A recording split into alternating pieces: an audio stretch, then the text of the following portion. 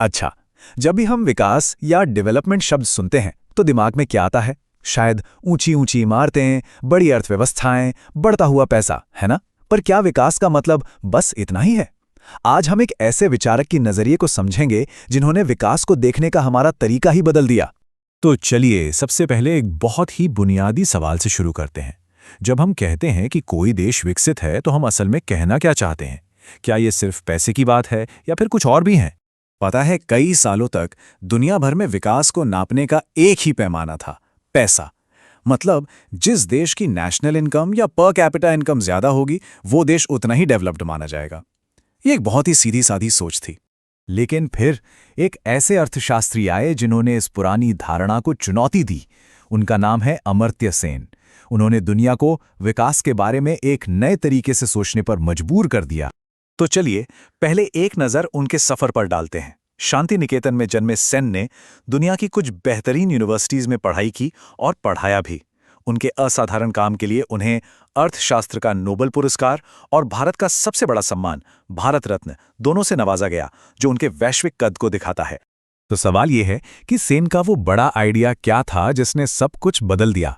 इसे कहते हैं कैपेबिलिटी अप्रोच, या हिंदी में कहें तो क्षमता दृष्टिकोण। और यकीन मानिए, यह सोचने का एक बिल्कुल नया क्रांतिकारी तरीका था। तो ये क्षमता दृष्टिकोण आखिर है क्या? देखिए, आसान शब्दों में कहें तो यह सिद्धांत कहता है कि असली विकास इस बात से नहीं मापा जाना चाहिए कि लोगों के पास कितना पैसा है, बल्कि इस बात से कि वो अपनी जिंदगी में क्या क्या कर पाने और क्या बन पाने के लिए स्वतंत्र हैं। हाँ, तो ये स्लाइड उस बड़े बदलाव को बहुत अच्छी तरह से दिखाती है। पुरानी सोच सिर्फ इस पर ध्यान देती थी कि किसी के पास क्या है, मतलब पैसा। लेकिन सेन की सोच का केंद्र है कि कोई इंसान क्या कर सकता है और क्या बन सकता है।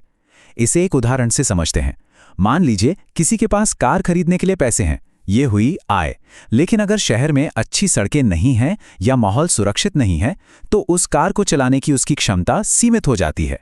सेन के हिसाब से असली विकास उसी क्षमता को बढ़ाना है, जैसे एक स्वस्थ और शिक्षित जीवन जीने की आज़ादी। और अमर्त्य सेन के अपने शब्दों में ये विचार और भी पावरफुल हो जाता है। उन्होंने कहा था, गरीबी सिर्फ आय की कमी नहीं है, ये बुनियादी क्षमताओं से वंचित होना है। ये एक बहुत ही गहरा पॉइंट है। इस नए दृष्टिकोण ने हमें गरीबी और अकाल जैसी पुरानी समस्याओं को पूरी तरह से एक नई रोशनी में देखने में मदद की। चलिए देखते हैं कैसे। एक और सवाल पर विचार करते हैं। जब कहीं अकाल पड़ता है तो उसका सबसे मुख्य कारण क्या होता है? ज्यादातर लोग तुरंत यही सोचेंगे कि अकाल का मतलब है कि वहां खाने के लिए पर्याप्त भोजन ही नहीं है। ये एक स्वाभाविक जवाब लगता है ना? लेकिन अमर्त्य सेन ने अपने जबरदस्त शोध से ये साबित किया कि ये आम धारणा अक्सर गलत होती है। ये एक चौंकाने वाला लेकिन बहुत महत्वपूर्ण खुलासा था। तो असली कारण क्या है? सेन के अनुसार अकाल भोजन की कमी से नहीं, बल्कि लोगों की भोजन तक पहुंचने की क्षमता में विफलता के कारण होता है। हो सकता है देश में बहुत अनाज हो, लेकिन बेरोजगारी, खराब वितरण प्रणाली या राजनीतिक आज़ादी की कमी के कारण लोग उसे खरीद या हासिल नहीं कर पा रहे हों। तो ये वितरण और पहुंच की समस्या है, न कि उत्पादन की। अब देखिए, सेन के विचार सिर्फ अकादमिक थ्योरी बनकर नहीं रह गए। उन्होंने दुनिया पर एक ठोस और वास्तविक प्रभाव डाला, खासकर इस बात पर कि हम प्रगति को कैसे मापते हैं। उन्हीं के काम से प्रेरित होकर संयुक्त राष्ट्र विकास कार्यक्रम ने विकास को मापने के लिए एक नया इंडेक्स बनाया, जिसे हम आज ह्यूमन डेवलपमेंट इंडेक्स या HDI के नाम से जानते हैं। और ये इंडेक्स सिर्फ पैसे को नहीं देखता, ये 3 मुख्य चीजों को मापता है। पहला, एक लंबा और स्वस्थ जीवन। दूसरा, शिक्षा तक पहुंच। और तीसरा, एक सभ्य जीवन स्तर जिसमें आय भी शामिल है। तो यह विकास की एक कहीं ज्यादा पूरी तस्वीर पेश करता है।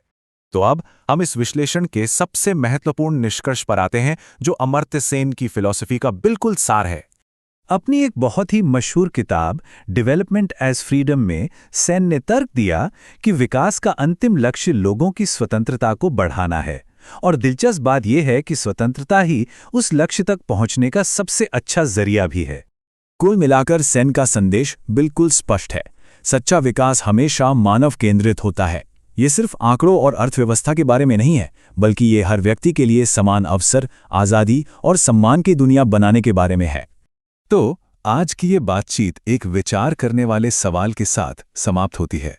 जरा सोचिए, क्या होगा अगर हम एक समाज के रूप में अपनी सफलता को अपने धन से नहीं, बल्कि उन वास्तविक स्वतंत्रताओं से मापें जो हमारे पास हैं।